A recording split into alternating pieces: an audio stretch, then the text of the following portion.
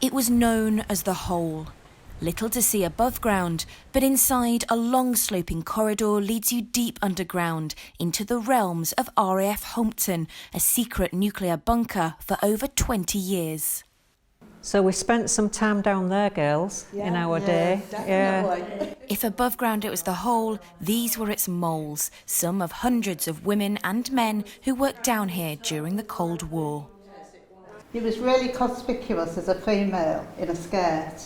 Going down the That's where we all wear trousers now, isn't it? Because we were that used to having to wear those skirts. All the locals that lived round about all knew what was going on down here. Yeah. Didn't they? They used to say, oh, there they go, the moles. They used to know we disappeared underground by the busload, Yeah. So they called us the moles. There would probably be 3 or 4 buses full. And so it was a bit of a nickname, are you going down the hole?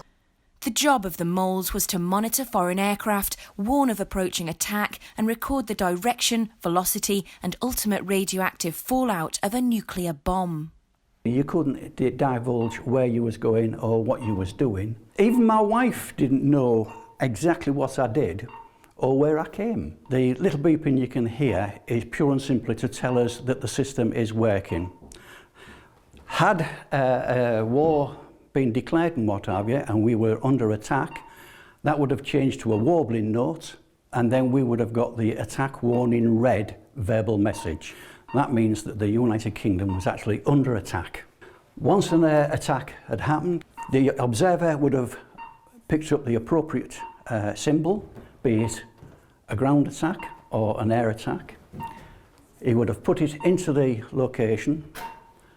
He would have then put the information on. Because that observer was working at the rear of this screen, he would have to do everything in reverse. So his writing's in reverse, pure and simply so it can be read from this side. The observer at this side, he would then put his downwind hotline in the direction of the wind. He would then put on the left and the right radial. That is dictated pure and simply by the wind speed. He would draw those on. He would then put what they call the zone 1, which is the limit of the immediate area of concern. Once that triangle is then drawn, everybody within that area would be pre-warned of potential fallout. When we was tracking aircraft, if they were friends, they would flash a specific code. If they were foes, they wouldn't flash anything, which we would know then that there was an unidentified aircraft. Although we were briefed in nuclear war and what happens and what to do in the case of nuclear war, we knew very well that we didn't stand a chance if there was a nuclear fallout upstairs, because we wouldn't get out of here. And the dry rations hid in the walls. There was water, there was plenty of water tanks down here, and these biscuit things, dry rations. In the walls? Yes, hidden in the walls down here. So that if we ever had to stay down for any length of time, we could live for so long on the dry rations. But we knew they wouldn't last forever till the fallout cleared. Apart from that, if this took a hit, you'd just be buried anyway. They wouldn't need to dig us out, would they? You could just put a memorial up the top. But it didn't really bother you, did it? You didn't think about no, you didn't think about all those the time, anything. When you were down here, you just came down, did your job, had a bit of banter with everybody, and it was a real happy place, yeah, wasn't it was happy, a lovely place to work. I would count it as the best time of my working life. You never thought in the morning, oh heck, I've got to go to work.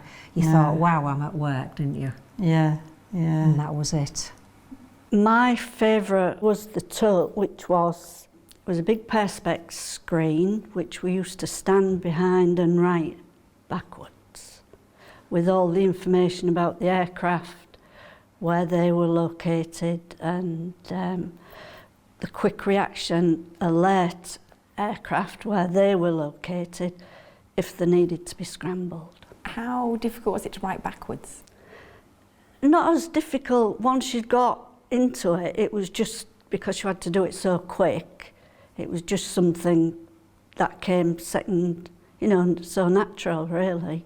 You would be leaving work and there would be a red alert as you were going up the corridor.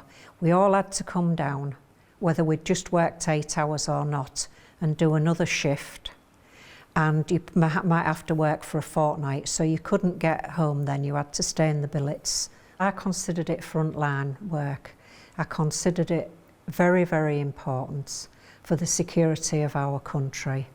People said, well, you know, how do you feel about leaving your family to come here?